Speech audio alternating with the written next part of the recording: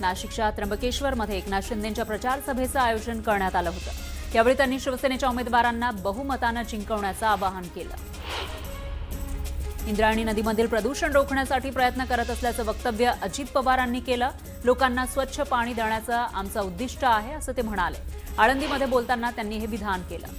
अनगरकरांच्या पापाचा आकडा आता भरलेला आहे असं वक्तव्य उमेश पाटलांनी केलं। तर आता आलेला फेरा हा नियतीचा फेरा असल्याचं ते म्हणाले। निवडणूक स्थगितीच्या निर्णयावर त्यांनी हे वक्तव्य केलं। जतमधील दगडफेकीची घटना अतिशय गंभीर बाब असल्याचं गोपीचंद पडळकर म्हणाले। तर निवडणूक लढवण्याचा अधिकार सर्वांना आहे असंही ते म्हणाले। भंडारा नगर परिषदेच्या हद्दीतील 2 प्रभागांमधील निवडणूक प्रक्रिया स्थगित झाली आहे। जिल्हाधिकाऱ्यांनी आदेश काढत ही माहिती दिलेली आहे। प्रभाग क्रमांक 12 आणि 15 साठी 20 डिसेंबरला मतदान होणार आहे। नगरपालिका निवडणुकीसाठी उमेदवारांकडून शेवटच्या दिवशी जोरदार प्रचार करण्यात आला। भरत गोगावले यांनीही जोरदार प्रचार केला। महाड शहरामध्ये डोअर टू डोअर प्रचार करण्यात आला।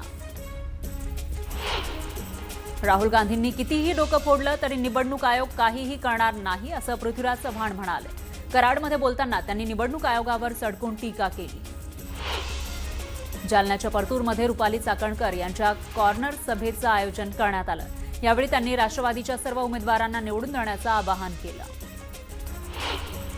भंडारा जिल्ह्यातील 4 नगर परिषद निवडणुकीसाठी वोटिंग मशीन रवाना झाली आहे। उद्या मतदान होणार आहे, त्यामुळे प्रशासनाकडून जोरदार तयारी करण्यात आली। इंदापुरात कोणी बोगस मतदान करताना आढळल्यास अडचण होणार असल्याचं प्रदीप गारटकर म्हणाले। त्यामुळे कोणीही बोगस मतदान करू नये असं आवाहन त्यांनी केलं।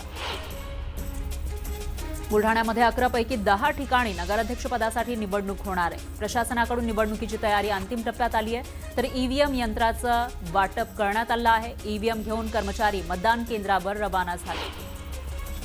मावळातील निवडणुकीसाठी शासकीय यंत्रणा पूर्णपणे सज्ज झाली आहे। निवडणूक आयोगाकडून बॅलेट युनिट, त्याचबरोबर कंट्रोल युनिट, ईव्हीएम मशीन आणि आवश्यक साहित्याचं वाटप लोणावळा नगर परिषद आवारात करण्यात आलं। उद्या होणाऱ्या नगर परिषदेच्या निवडणुकीसाठी शासकीय यंत्रणा सज्ज झाली आहे। मनमाड, येवला, नांदगाव, चांदवड इथं मतदान केंद्र प्रतिनिधींना ईव्हीएम मशीनसह मतदानाचं इतर साहित्य वाटप करण्यात आलं।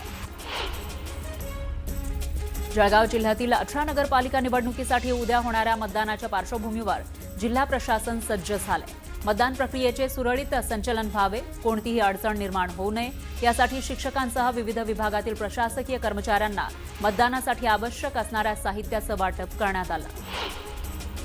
सांगलीमधील जत नगर परिषदेच्या नगराध्यक्षपदाचे राष्ट्रवादीचे उमेदवार सुरेश शिंदे यांच्या घरावर आणि गाडीवर अज्ञातांकडून पहाटेच्या सुमारास दगडफेक करण्यात आली। या हल्ल्यात शिंदेंच्या घराचं आणि गाडीचं नुकसान झालंय। भाजप आमदार गोपीचंद पडळकर यांच्या कार्यकर्त्यांनी दगडफेक केल्याचा आरोप माजी आमदार बिलाज जगताप यांनी केला।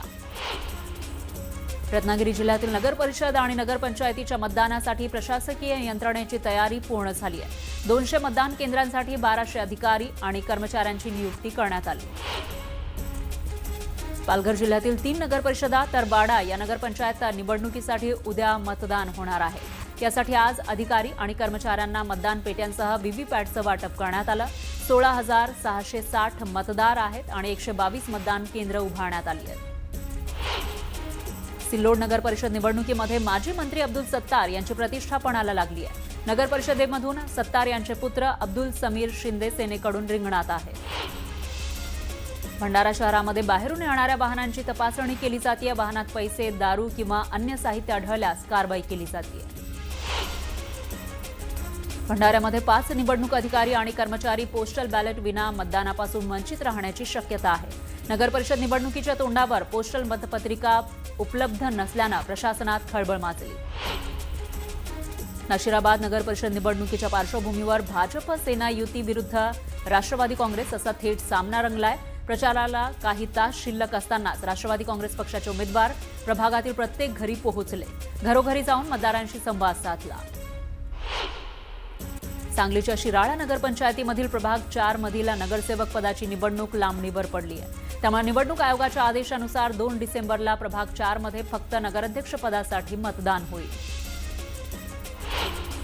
तळेगाव नगर परिषदेच्या मतदानासाठी वापरण्यात येणारी ईव्हीएम मशीन आज 71 मतदान केंद्रांकडे रवाना होतीये। तर पोलीस बंदोबस्तामध्ये होत असलेल्या या वाहतुकीवर सतत नजर ठेवली जाते। भुसावळमध्ये मतदानासाठी स्ट्रॉंग रूममधून कर्मचाऱ्यांना ईव्हीएम मशीनसह मतदान केंद्रांचं साहित्य वाटप करण्यात आलं. न्यायालयामध्ये अपील दाखल असल्यामुळे 6 मतदान केंद्रांवरील मतदान प्रक्रिया पुढे ढकलण्यात आली आहे आणि 6 मतदान केंद्रांवर उद्या मतदान होणार नाही.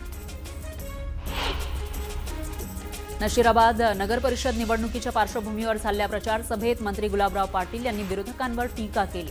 मी चांगलं बोलतो म्हणूनच मला राजकारणामध्ये फायदा होतो. बोलणाऱ्याचं सर्व विकत, न बोलणाऱ्याचं काहीच नाही. मंत्रालयामध्येही बोलणाऱ्या मंत्र्यांचंच काम होतं, असं गुलाबराव पाटील म्हणाले. सोलापुरात काँग्रेस शहराध्यक्षांना भाजप आमदार देवेंद्र कोठे यांनी मोठा धक्का दिला. काँग्रेसच्या माजी नगरसेविकेसह पदाधिकाऱ्यांनी भाजपमध्ये प्रवेश केला.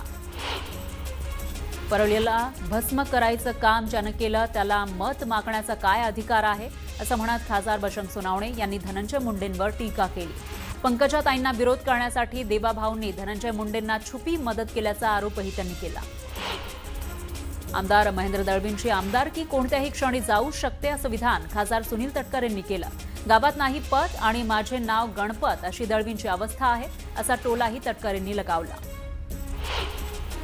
अनेक मुख्यमंत्री येतील, आश्वासन देतील, पण ईश्वरपूर शहराची काळजी मलाच घ्यायची आहे, असं जयंत पाटील म्हणाले.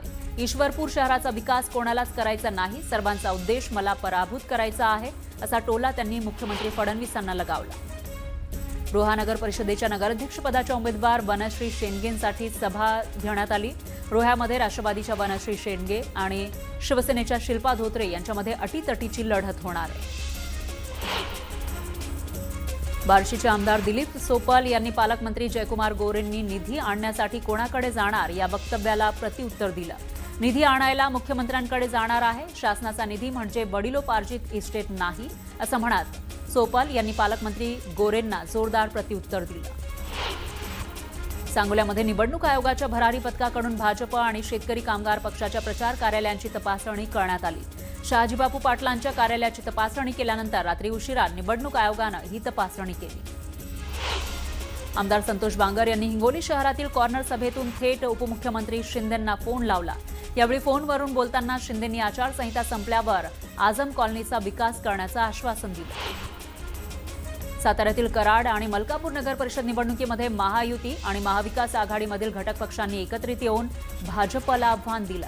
महाविकास आघाडीमधील एक माजी मंत्री आणि एक माजी मुख्यमंत्री यांच्यासह महायुतीतीलच 2 मंत्री भाजप विरोधात असल्याची तक्रार कराडच्या भर सभेत अतुल भोसले यांनी थेट मुख्यमंत्र्यांकडे केली. भाजप आमदार श्वेता महालेंनी फेसबुकवर केलेली पोस्ट चर्चेत आली आहे. नगराध्यक्ष हवा की घराणेशाहीचा स्टॅम्प अशी पोस्ट त्यांनी केली. भाजपमधल्या अनेक नेत्यांनी स्वतःच्या घरातच उमेदवारी दिलेली आहे, त्यामुळे महालेंचा निशाणा नक्की कोणाकडे याविषयी चर्चा रंगली. काही ठिकाणच्या निवडणुका अचानक स्थगित करण्याची निवडणूक आयोगाची भूमिका अयोग्य आहे, असं रवींद्र चव्हाण म्हणाले. निवडणुका स्थगित न करता सुरू ठेवण्याची मागणी त्यांनी पत्रातून केली.